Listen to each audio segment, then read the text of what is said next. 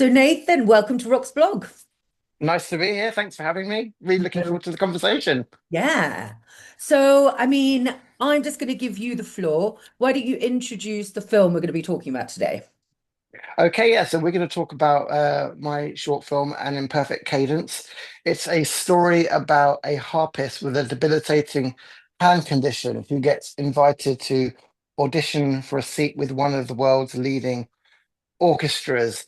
And of course, this is compounded by this underlying condition.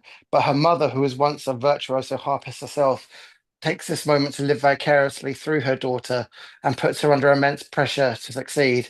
And the story becomes a bit of a will she, won't she setup. So yeah, that's Yeah. the gist. It's a little bit of a thriller, mostly a drama. Yeah, it's got Yeah. little elements peppered in, doesn't it? It does. It does. It does. Yeah. Yeah. We shot it. I think I lose track of time now because the edit took a while for other reasons. But I think it was last July that we shot it. Yeah, sounds about right. And we shot it over a week, and we had some incredible locations. Really, we shot at the Guildhall School of Music, which is doubled for the Cadogan Hall, which is where the Royal Philharmonic Orchestra actually play. They don't actually rehearse there, but they do play there.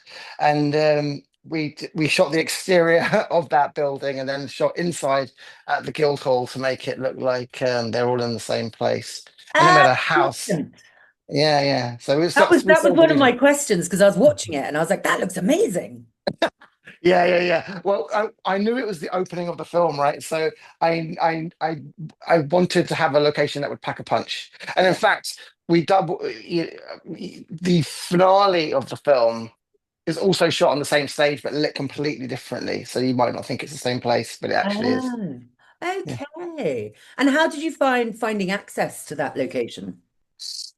Yeah, that was they were really accommodating. I think they were quite surprised to have a short film come and ask to film there. And they couldn't really lower the rate too much than for what it was, but they gave us so much more than what we paid for. I'm sure they wouldn't like me saying that, but they were really really generous and really accommodating, and we've maintained a good relationship with them. An example of the sort of extra things that they gave us, like there's this part where Yvonne has to check in before she does her performance. Well, anyone who's studied at the Guildhall will recognise that foyer is where effectively the reception of the school. So they gave us that space and didn't charge us that. The other room where Yvonne is surrounded by the other harpists, and they didn't charge us for that room. So we really got they really did help us a lot, yeah. But finding it was a matter of okay, we had to, we scoured lots of different stages for orchestras, and with a lot of these things, it's a balance of creative and practical. For example, Ironbox Films, my production company, our office is on Old Street, and the Guildhall School of Music and Drama is round the corner. So being able to go and scout it was immensely practical, and being able to store stuff there at our place and walk around the corner was immensely practical. So it was just the perfect venue and very practical. Yeah. And those are all important considerations, making a short film. You need to Oh think of yeah. all those little details. Do you know when related to that, we had, in fact, it was harder to find the house than it was to find the stage, Okay. right? Because the house had some particular requirements in the screenplay. For example, it had to have a mirrored wardrobe, Mm. and those are clearly from a bygone era because they're not very common now, right? So I couldn't find many houses with a mirrored wardrobe. And there were some other. I knew obviously whenever you're filming anything, you need a significant amount of footprint, you need some space in order to move the camera around and all that kind of stuff. And I was struggling to find a place that had, and also I needed a bathroom which had some specific requirements as well. Like all of these things were quite specific, and I was struggling to find a place that had it all. And then a guy that works with us said, "You should come around and look at our place. I've got a mirrored wardrobe." But it was to your point about how finding the practical space. I went into this house, and on the first floor would be the lounge where we'd go on to shoot, and on the floor above that was the bedroom with the mirrored wardrobe. And as soon as I saw the mirrored wardrobe, I was sold. But more to the point, on the ground floor there was a bunch of empty rooms, which Ideal. which weren't being used. So I was okay. makeup in here, costume in here, camera department in here. It was like the perfect location, mostly because of the things around it, not even the mirrored wardrobe. Yeah. Oh, brilliant. I mean, all of that, that's what people want to know, when looking at making films and when asking things. But I'm going to go back a wee bit to sort of, Sure. so you're a musician yourself?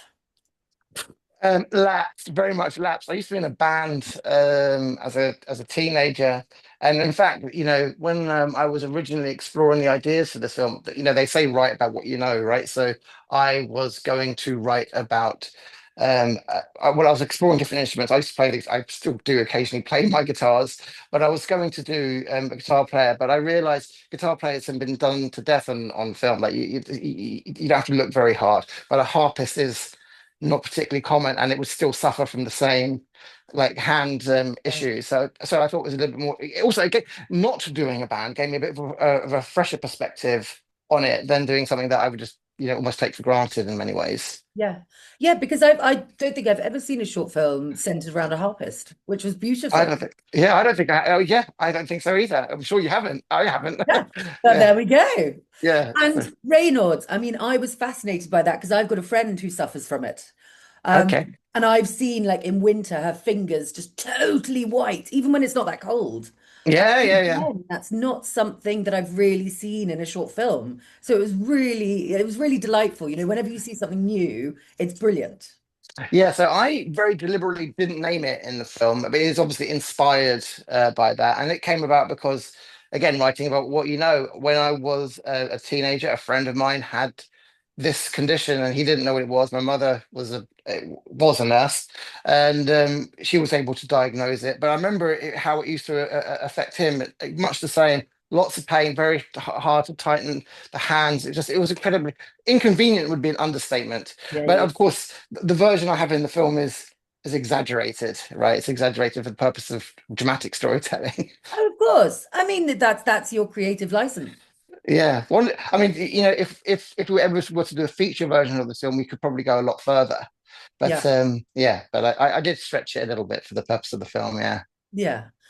And so we've got sort of this battle, this young girl, desperate to audition, desperate to get in, and she's suffering. But then we've got, the overbearing mother. So you've very much got kind of two narratives going on at once, which I'm Yeah. really bought into. Yeah. Yes. That's true. That we have a there are two kind of storylines, Mhm. and I think that's one of the things that makes the film interesting. And I think it kind of takes the audience and in a particularly. I mean, I don't want to say too much about. I don't want to give anything away in the film, but No, you've no, seen it, and you know there's a part towards the end where the audition goes maybe in a different direction than you might expect because we have this option to come at the story from a couple of different angles.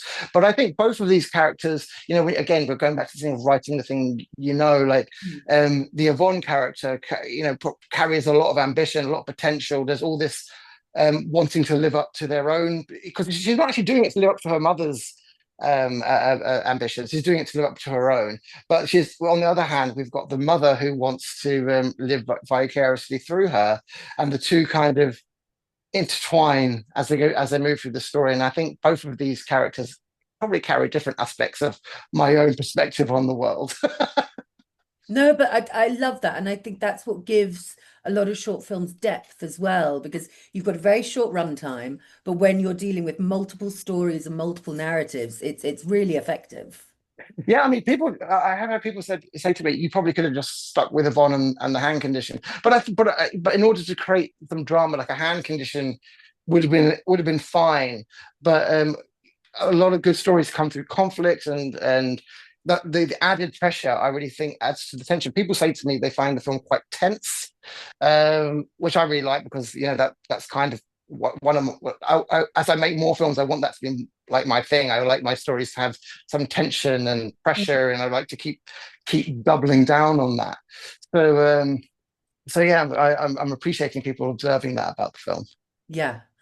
And I mean, one thing, and I know when I was reading about the film, is you were very inspired by the cinematography in Tar, which is beautiful. Yeah, yeah. And your camera work here is brilliant. it sort of takes us all over. You've employed lots of different techniques. Again, just deepening your storytelling. Yeah. So okay. So I have an amazing DOP, Richard Bell, and I'm going to continue to work with him because he's very good at taking what my starting point and just articulating it far more clearly and turning it into exactly what I'm looking for when I have trouble expressing it sometimes myself. Like he's a cinematographer and deals in getting the aesthetic every single day of his life, and I'm obviously delving into the story and the character. So it's a really good combination. But one of the things where I was very specific and where he was brilliant really was I knew that I in order for some of these sequences to work, I needed to be able to match cuts from Yvonne in one place to Maria in the other, doing almost exactly the same thing at the same time. So these shots needed to be like framed very specifically. So that was how we did the audition at the end. I mean, obviously compounding all of that, there's a lot of doubles in this film as well. This is my first short film. Yes, I So, saw that. I was looking through so IMDb because I like to see what you've done before, and I was like, oh, well, that's the things. I've been involved with loads of projects, but not as a writer director, and I've produced loads, and so it's a little. When I say it's my first film, it's my first film as writer director, but it's not like my first time at the rodeo sort of thing. So, I knew kind of what I was doing, but working with someone like Richard, going back to your question about the cinematography, I found him because I'd used him before on loads of ads that I'd produced. And so I knew I'm going to work with this guy when it comes to making my film.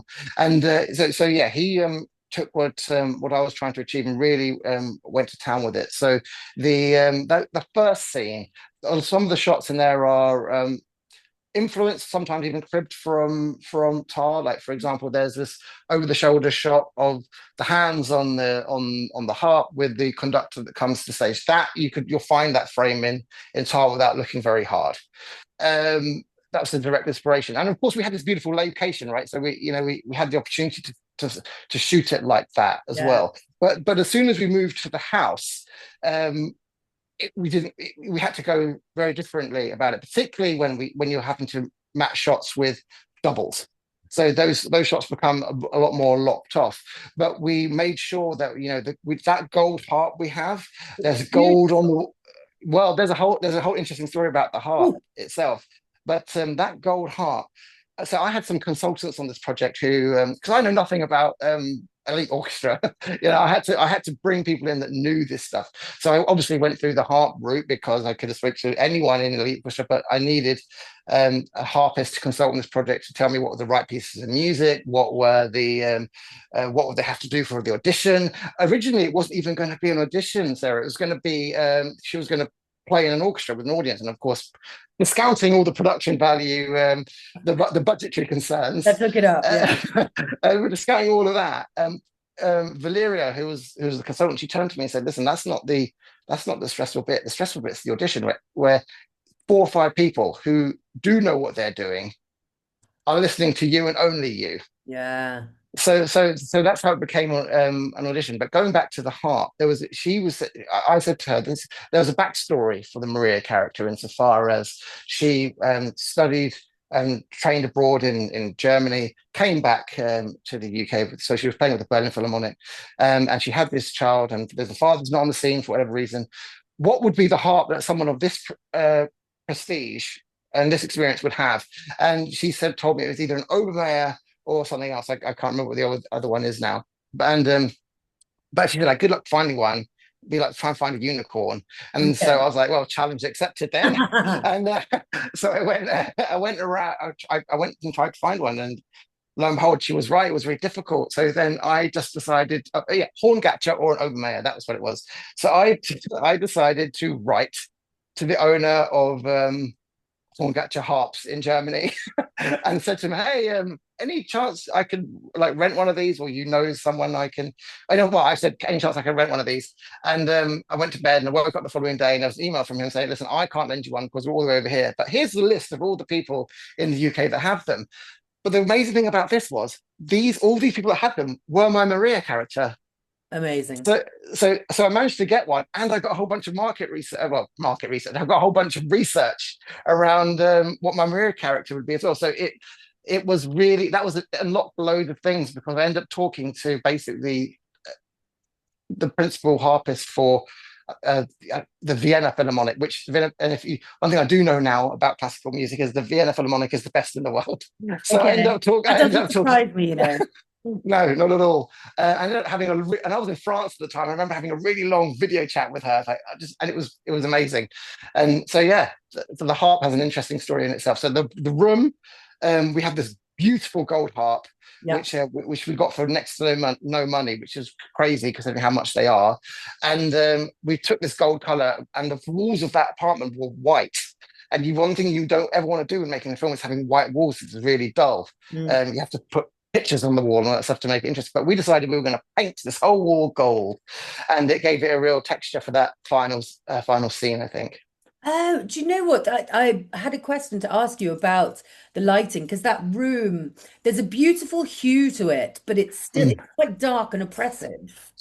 Yeah, I could have gone darker. Yeah. Yeah, We've got some of the bathroom scenes which are very dark for obvious yeah. reasons. And then, but I found that room, which felt like it was full of light, but watching it, you were like, it didn't feel very light to me. Yeah, yeah. I mean, see, so we have these big windows at the end, and obviously, there's some diffusion on that, and there are times when it's brighter and less so. For example, we have this. You, you remember there's the scene where they have the fight, and then the following morning they have to reconcile, Yeah. and they're in the. I mean, we had a real serendipitous moment here with this era because we were all set up and it looked amazing. And we just took a break for 5 minutes or something, and then the sun just poured through the window. And it was like everyone just kicked into gear. Everyone just knew what to do without having been told. Everyone just went and got the most amazing take of that reconciliation Oh, nice. scene. So that room can be nice and bright when the sun lands at just the right time. I mean, I think Richard would love to take the credit for lighting that, and he did do a lot, but then the sun came and hey ho. Sometimes these moments just shine upon you, literally. Yeah, literally, yeah. And I want to talk about Louisa Connolly Burnham. Yes, She Louisa. was at Rocks last year with Sister Wives and she Yeah, won. So we know her really well and her performance is incredible. yeah. She is an amazing person, an amazing actress. We've become very good friends. So, how is the question? How did she get involved in this Yeah, yeah, project? Yeah. exactly. Why did you pick her? What was it that you knew she could bring to the role? Okay, so I became friends with Lou over Sister Wives. Like, that's how it started, anyway. Um, I was involved at the very tail end trying to help her find some people to do some VFX, and we did a lot of the DCPs for Sister Wives. So if you played it for the DCP at Brighton Rocks last year, good chance we made. You In fact, I'm did. pretty sure we made that at Ironbox. So and I have this other thing called Centre Frame, and I invited Lou to come along to one of our events.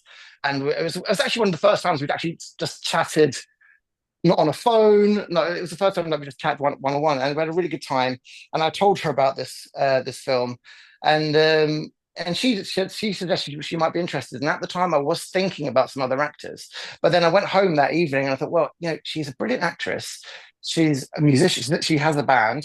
She with her other half, they have a band.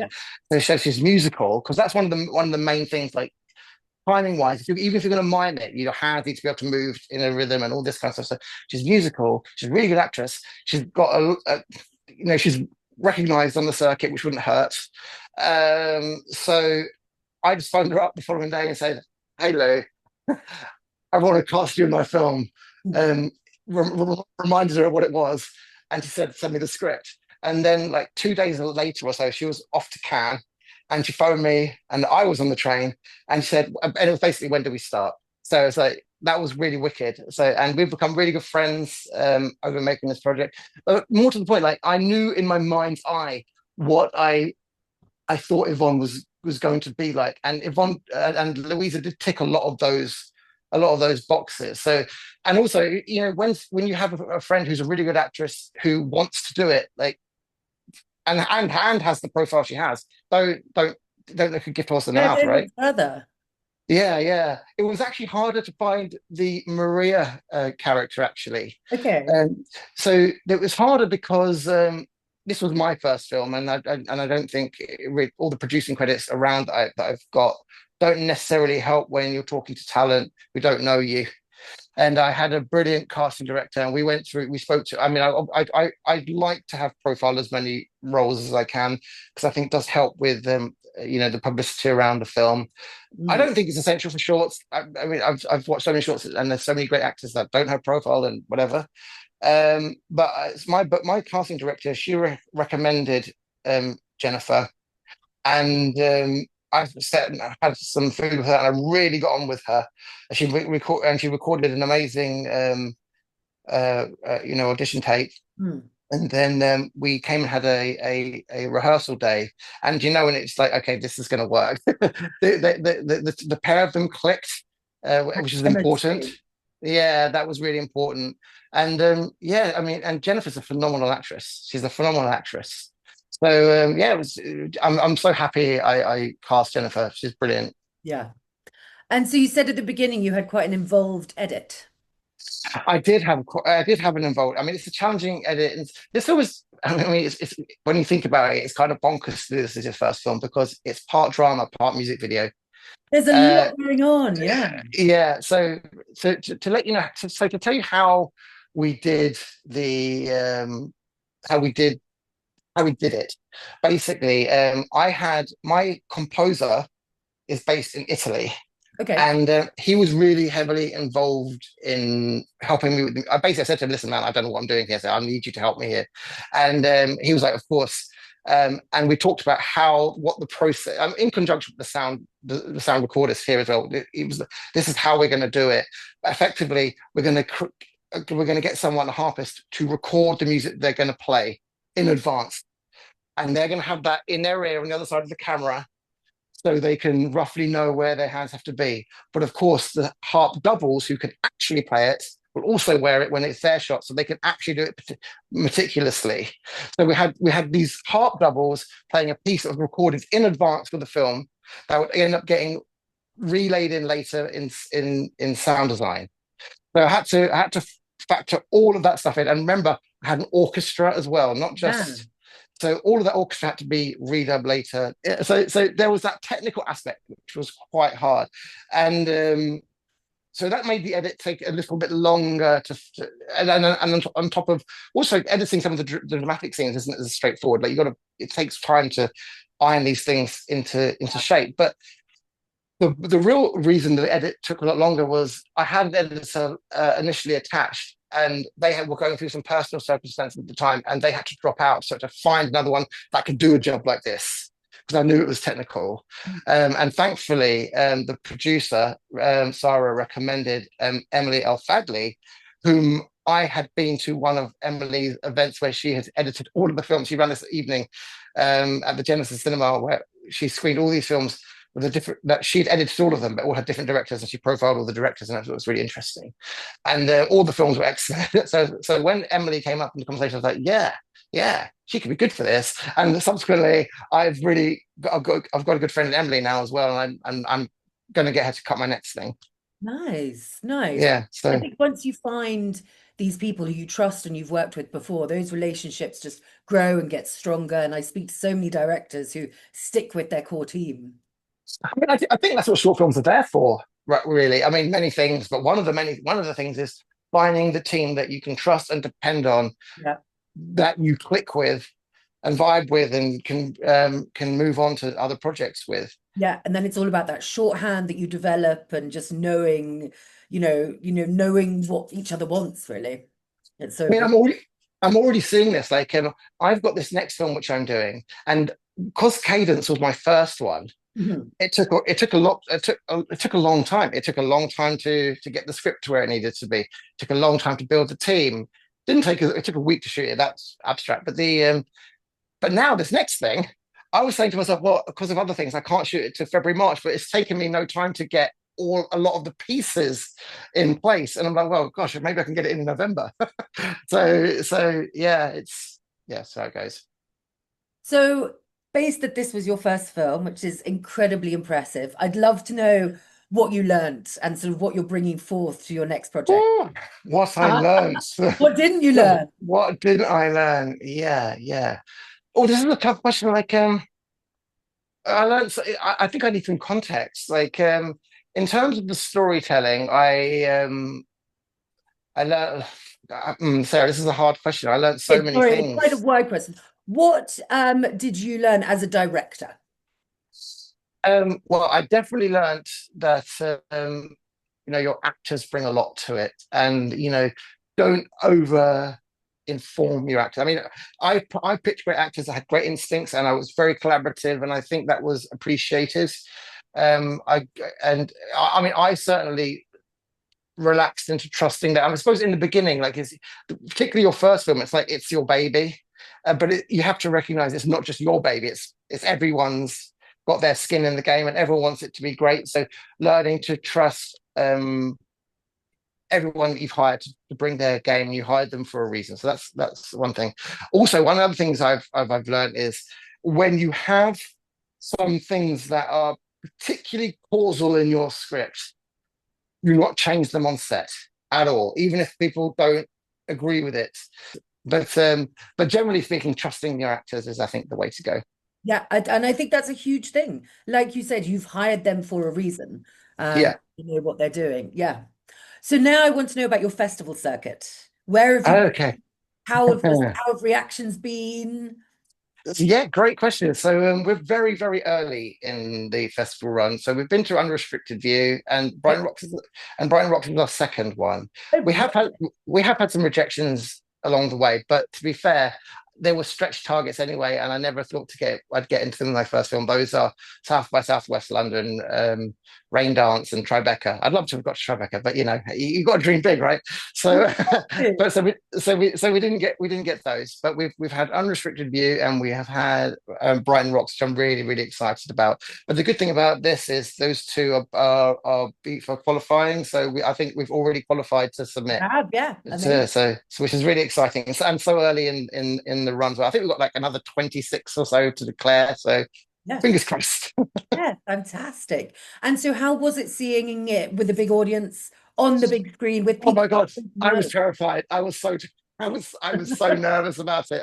So I was so lucky with the venue that the guys at Unrestricted View screened us in, because we were in an Odeon Lux Oh, wow. in Hype. So it was, I mean, the perfect place for this film to sort of premiere in some ways, because it's a pretty film. It's a Yeah. pretty film, Yeah. and it's a pretty film with great performances, and honestly, hearing the score, but more the orchestra played in that environment was I'll never forget that. It was amazing, but it was funny because it was programmed in amongst a bunch of other, like, sort of horror comedies. And Okay. my film has no laughs. Like, my film is not a funny movie. No, no, no, I don't think I laughed once. So yeah, yeah. So it's not a funny film, and obviously because everyone was silent, I was like, oh my God, everyone else hates it. And then it got a really lovely applause at the end. And I mean, obviously when you're in the networking, you listen to what people are saying, and I always listen to what people say to my face, of course, but I listen to what other people say to each other about what they thought. And people said amazing things about an imperfect cadence. So I was really chuffed with how it started. It's tough, right? Because I find it hard. I only see the flaws. I see all the tape and everything that we patched over to make things work, but no one else sees that stuff. Do you know what? You are by far not the only director or filmmaker I've spoken to. And I know some filmmakers who won't watch their films, and some filmmakers who are just there like, I could have changed that, I could have changed that, because Uh, something, it's like a piece of art, isn't it? It's yeah, never finished. never finished, just released. Yeah. So obviously you're now qualified for BIFA, which is very exciting. Very cool. My sort of final question is, what else do you hope for the film? So obviously I want as many people as possible to see the film, but I'm moving on to my next project now, and I'm already bringing some people to the project which I probably wouldn't have been able to have spoken to had I not made this. So this is, you put all this effort into a film, and you think it's going to work out in one way, but the reality of life is you set out in one path, and you get a version of the path that's a bit to the side.